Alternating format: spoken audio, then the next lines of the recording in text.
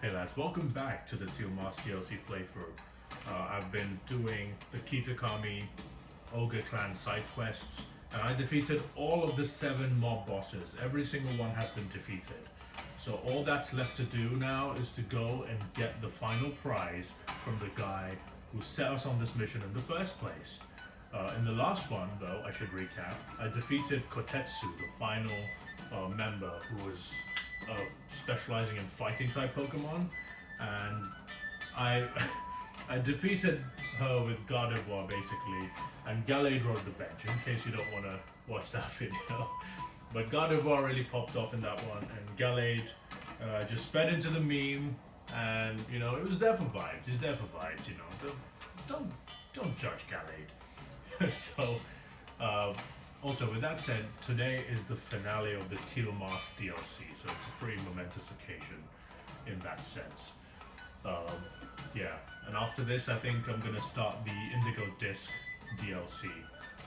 But that's, you know, that's for later. Right now, let's go. And also, I should be talking about, like, if you haven't been watching the previous 7 videos, this is a side quest called the Kitakami Ogre Clan side quest, where there's 7 trainers that are scattered across the Kitakami map, and they are essentially little mob bosses of this gang of people that call themselves the Kitakami Ogre Clan. They wear ogre masks and they're very, very strong. They all have 4 Pokemon, they do 4-on-4 battles, and they all have different themes and strategies that they use to basically become stronger and be that good. And I've had to strategize myself. I didn't look at any of the teams, but I did look at level caps and shit. So yeah, I'm gonna, you know, so yeah, go watch those videos. A lot of fun for me to just play that. And now I'm gonna go to this guy who's been giving me prizes for beating them all and talk to him. Look, he looks so happy. Alright. Heard you beat a member of the Kitakami Ogre Clan. Here's your cool prize as promised. Choice band, that's amazing. So you guys already know about the choice scarf and the choice specs, and now I have the choice band item too, which does the same thing as they do but for attack. So I get boosted attack at the cost of just being able to use one move until I switch out. Then I can change moves after I switch back in. But anyway, and with that, it seems you've defeated every last member of the Kitakami Ogre Clan. With an opponent as strong as you, I think I can actually go all out. What do you mean by that, bro? Ha! So this is the twist. The twist is that he too is the member of the Kitakami Ogre Clan. Not only that, he says this, I am the one and only secret master of the Kitakami Ogre Clan. So this is the boss's boss. This is the head honcho, the leader of the Kitakami Ogre Clan. And we've just been defeating his minions, his goons. And now we have to face the big, bad mafia boss himself. The final battle is nigh. Let me know once you've prepared yourself. Speaking of that, I'm gonna take this opportunity to show you guys my team. So, this guy, his name is Murakami. He's the leader of the Kitakami Ogre Clan, but more importantly, he doesn't do 4 versus 4 battles, he does 5 versus 5 battles. So I have brought in 5 Pokemon for his team. And without further ado, let me introduce you to the team. Starting off, I have Staraptor. Staraptor did really, really well in the last battle as well, I think. I mean, in the last battle it didn't do a whole lot, but the one before that it did really well. So, you know, this is a great Pokemon, Kamikaze style, amulet coin wearing, because I need money. Staraptor with max attack and max speed. Intimidate is just a stellar ability to lead with. If you have an Intimidate Pokemon, usually lead with that, because, you know, chances are whatever's coming in will have to switch out anyway, because they've got reduced attack to begin with. With that in mind, yeah, but Brave Bird, Final Gambit, Close Combat, and U-Turn, that moveset remains the same. Brave Bird is mainly stab, stab coverage. Close Combat is excellent fighting type coverage against rock and steel and dark type Pokemon, and U-turn to just get out of dodge in bad matchups. And with U-turn, once Staraptor switches out, I can switch it back in, fire off another Intimidate later on down the line. So that's pretty cool to see. Alright, second, Grimmsnarl is back. Grimmsnarl did really well in the battle against, I forgot, was it Munechika or the one after that? The one with the ice type trainers. The ice type Pokemon. Light clear item attached. This one has Prankster as its ability, relaxed nature, so plus defense, and then Mercedes EV spread for maximum bulk. And but again, the main job of Grimmsnarl is to set up screens, bulk up and drain punches for some kind of coverage. It came in handy in that battle, by the way, because the Mamoswine was really threatening, and the bulk up and drain punch really helped me defeat it. So looking forward to using Grimmsnarl, and whenever Grimmsnarl comes, you guys can almost you guys can guess what's next, right? Like, once Grimmsnarl comes, Hydreigon is not far behind. Hydreigon level 73 with the scope lens. I'm really trying to get the fucking focus energy off of this guy, but yeah, this one has focus energy, because with focus energy and scope lens, I will crit every single time, as I keep saying, ad infinitum. Draco Meteor, Flash Cannon, and Earth Power are its moves. Draco Meteor is the big beneficiary of this strategy because I don't get stat drop. The stat drop doesn't affect me. Levitate ability to make sure that I am immune to any ground type incoming moves. Switching into an Earthquake or an Earth Power is very, very handy. And max special attack, max speed for this Hydreigon. One of my favorite Pokemon to use, honestly. And this one is my only special attacking Pokemon in this team. So if I get burnt, then this is the only Pokemon that can kind of get me out of there, you know, with special attacking prowess. The next Pokemon is one of my most overpowered Pokemon that I've ever used. It's my OG team Baxcalibur. Level 74, loaded dice. You guys know what this fucking monster is capable of. Max attack, max speed. Just look at the attack stat on this thing. And it's got Swords Dance to boost its already insane power. And then Outrage, Earthquake, and Icicle Spear. And the last move, Icicle Spear, really pairs well with loaded dice. Hits at least 4 times, and sometimes 5 times. So it's basically a 100 or a 100 plus power ice type move with no drawbacks. So I'm gonna make one change to this, by the way. I'm going to teach this guy Glaive Rush instead of Outrage. And the reason for that is I don't want to get locked into Outrage if I use it. Glaive Rush is the signature move of Baxcalibur. I know I haven't used it at all in this playthrough because I prefer Outrage, but I feel like Glaive Rush in this case has its upsides.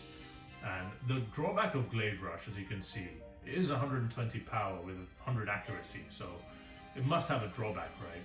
And it does. And the reason is that any attack that's used after Glaive Rush will not miss, no matter what it is, and it will inflict double damage as well. So this is really bad from a defensive standpoint. So the idea with Glaive Rush is going to be to use Glaive Rush and then switch out immediately, because the double damage boost doesn't count on the Pokemon if you switch it back in. So yeah, you know, the idea is just hit and run with Glaive Rush. With Outrage, I'm not going to be able to, you know, do as much maneuvering, because once I lock myself into Outrage, I'm just locked into Outrage. So Glaive Rush gives me that flexibility to be able to switch out. Baxcalibur cannot be burned, which is amazing, and it has thermal exchange, so any fire type move will actually boost my attack, which is great. And the final Pokemon I'm bringing in today is Expert Belt Kingambit. The reason that I have so many dark types on this team right now is because the theme of Murakami's team is ghost and dark type Pokemon. So I've stacked my team up with as many dark types as I can find. And also, Kingambit has that coveted steel typing, so it's incredible into basically everything except a fighting type move, obviously. But Kingambit holding the expert belt to boost its power even more. My favorite Pokemon from Generation 9, honestly. What a cool Pokemon. And it has max attack, max HP with a Defiant ability, so if they reduce my stats, if they want to, I can have a powered up Kingambit. So, same moveset, Swords Dance, Iron Head, Kowtow, Cleave, and Sucker Punch. Sucker Punch is for priority to patch up Kingambit's poor speed, matches up really well with it. And then Swords Dance, and just gonna increase my power to sky high levels. Iron Head is just stab coverage. So, with that said, it's still daytime. I'm gonna go and talk to Murakami. I'm gonna lead with Staraptor, and let's attack this guy. One last battle with me. I trust that your preparations are in place. Actually, he might be higher level, so I'm gonna do one thing actually. I'm gonna return when you are ready, okay. Yeah, what I forgot to do is I forgot to level up some of these Pokemon. So it seems like Murakami, I've read online, he has higher level Pokemon. So I'm gonna give like a couple XP candy to each of my Pokemon. Let me find the XP candy first, there we go. So I'll give Staraptor 2, it's level 74 now. I'll give Grimmsnarl 2, level 75. Hydreigon 2. I'll give Hydreigon another one. 75 for Hydreigon. 75 for Excalibur. And you know what? Kingambit can be 76, why not? Kingambit 76. Yeah, let's fight him. One last battle. Yes, now I can fight you. Let's go somewhere more suited for battle. Come on. Alright. It's gonna be tough. It's gonna be a tough battle.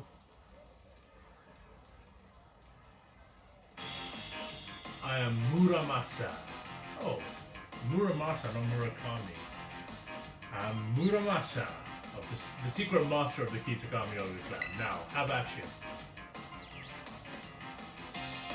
Alright. Challenged by Muramasa. Let's see what he brings in.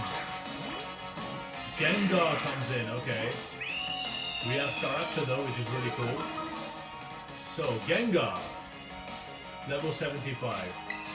I don't know what to do here, because Gengar could be Destiny Bond, right? Yeah, if Gengar has Destiny Bond, I'm in huge trouble. So, I think Gengar is faster than me. I'm going to U-turn here. Oh, it uses Toxic Spikes. Okay.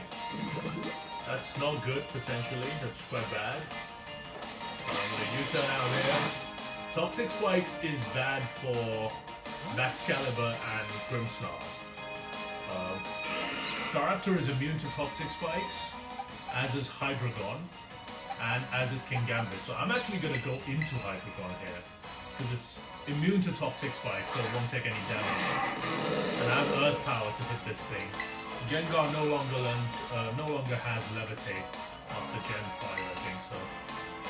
It sets up another layer of Toxic Spikes. Okay, that's not the best thing for me, but you know, it's fine.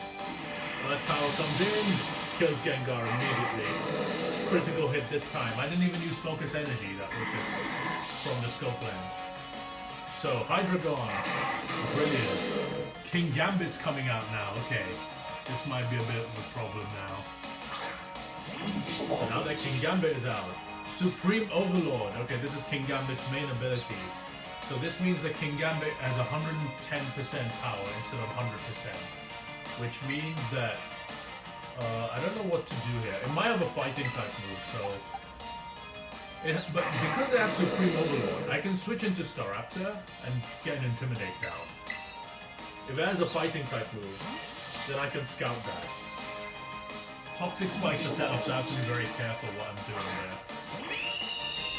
Raptor comes back in, Intimidate drops Kingambit's attack. It does have a fighting type move, okay. Does a lot of damage, to be fair. I think I'm fast, I can kill with close combat. He has a Choco Berry, which reduces the power of my close combat.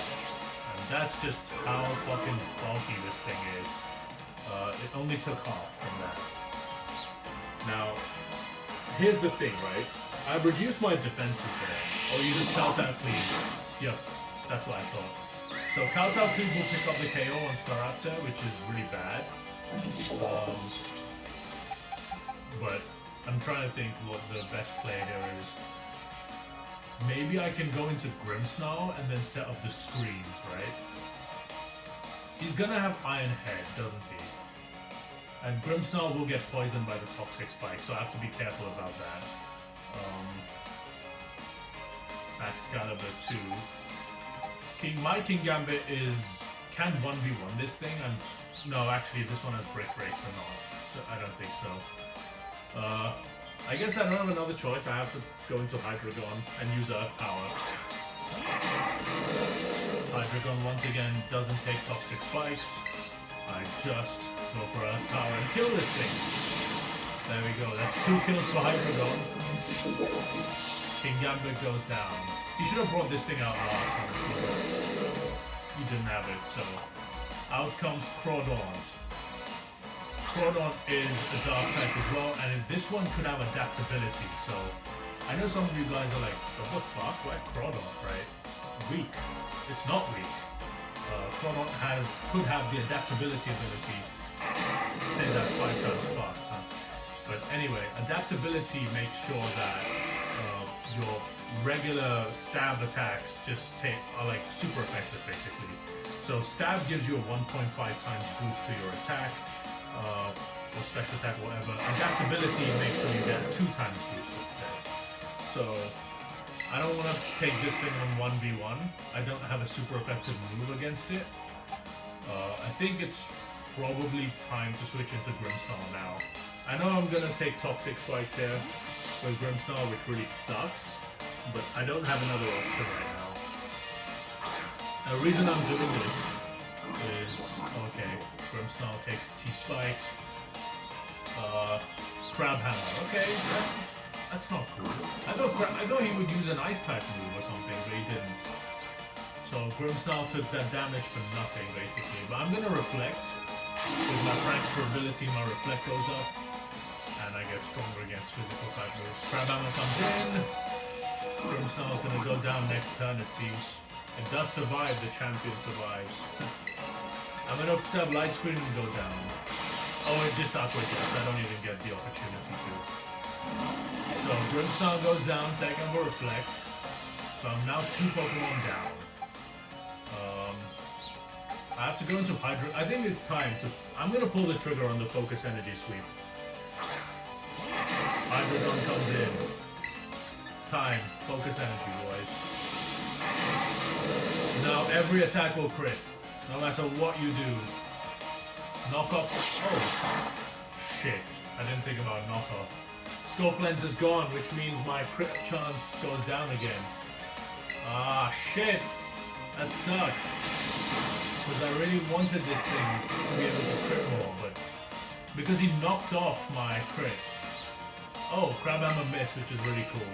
He knocked off my Scope Lens, so I can't crit every time anymore. I will crit sometimes though, because I am Focus Energied up. But yeah, I guess counterplay was to be expected. Trevenant comes in. I wish I had Dark Pulse right about now. Trevenant is a Grass and Ghost type. The good thing is I do have counterplay. I do have enough in the back, I think, to take on Trevenant. Both Baxcalibur and Kingambit are good against this thing. But while I have Hydreigon out, I'm going to use it. I'm going to Flash Cannon. Another critical hit. Trevenant Will-O-Wisp me. That's okay though, because I am a special attacker, so it doesn't matter. Hydreigon really finally showing its true capability, what it can do, how powerful it is. So, another Flash Cannon should kill this thing. Another crit. It's almost like I never got the Scope Lens knocked off, huh? Hydreigon, once again, showing its power. I'll learn Hyper Beam, no, I'm fine. And the burn takes Hydreigon to a little bit of damage.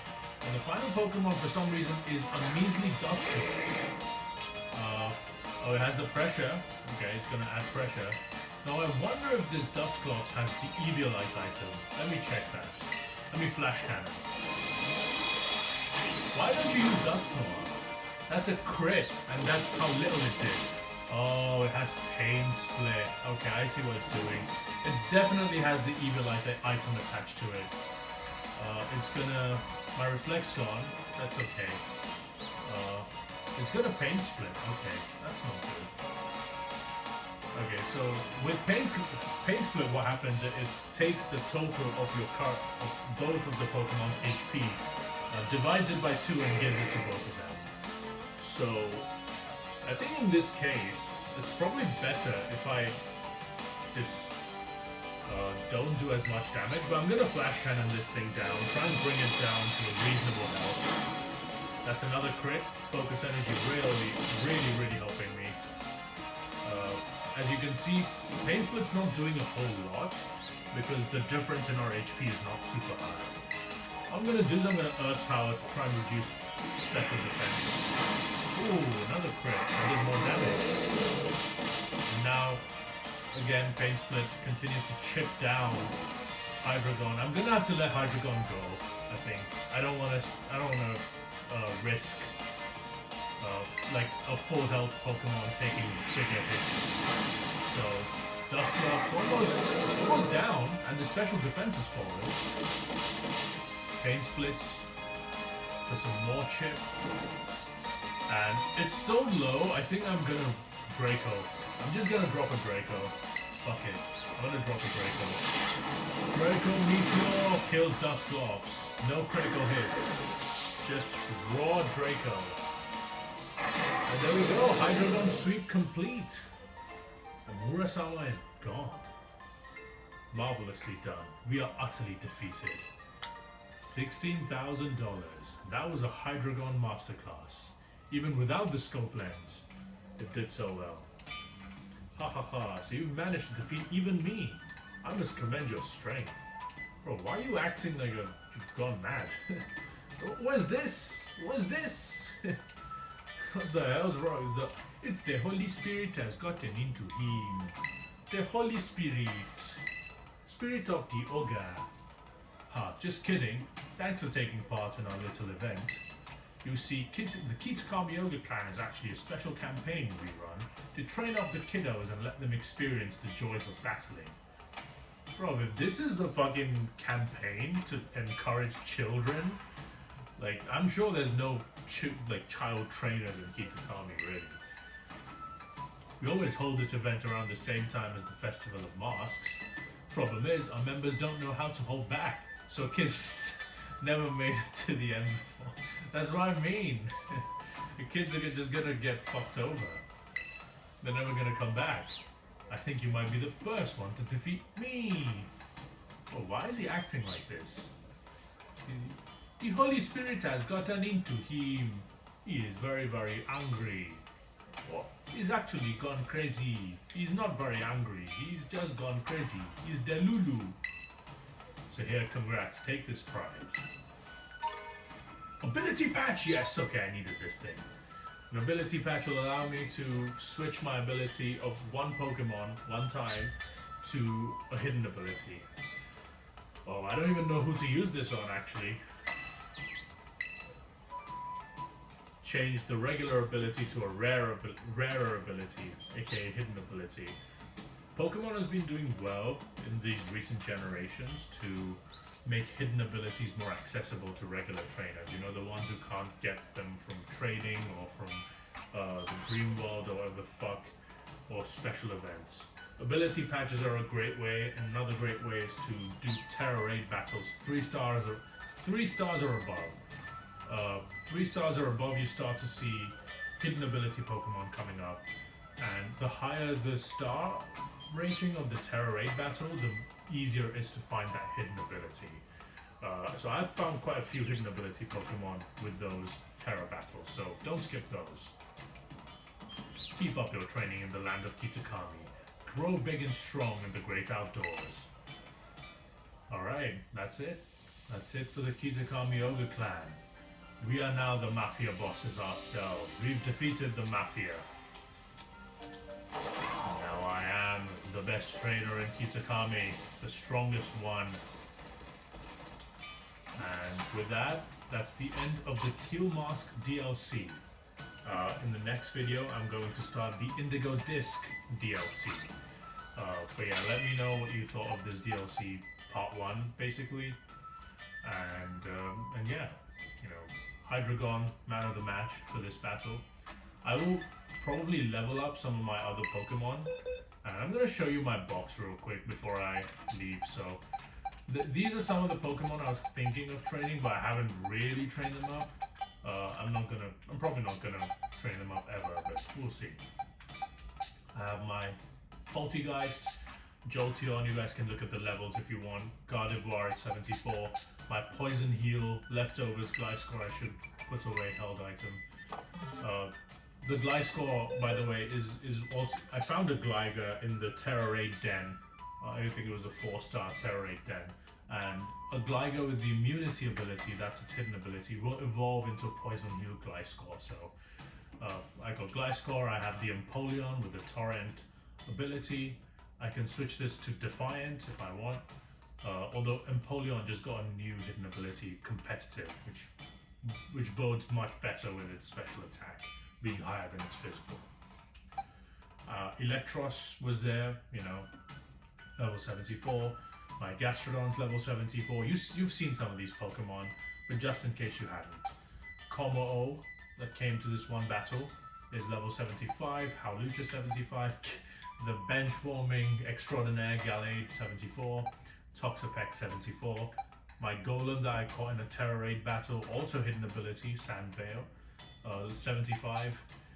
Poison Heal Breloom, just a regular ability. You've seen these two. Fortress as well, incredible Pokemon. Put away held item. Oh, excuse me. I'll continue. Paldean Tauros, you've seen this guy. Gale Wings Talonflame, again hidden ability, found in a Terra Raid battle. Hisuian Arcanine, Jolly Nature, Rockhead, incredible Pokemon. Haxorus you've seen, and Satitan, who didn't make an appearance in this series, but still, it's there, and it was good. It did really well for me in the previous battles, so. And then, yeah, this is my main team with the Garganacle, Dondozo, level 74, Garganacle 76, Kilowattrel 75, and Skeledirge at 76. So that is all my Pokemon that I have, that I'm going to be using. But yeah, with that said, yeah, thank you for watching, and take care. Bye.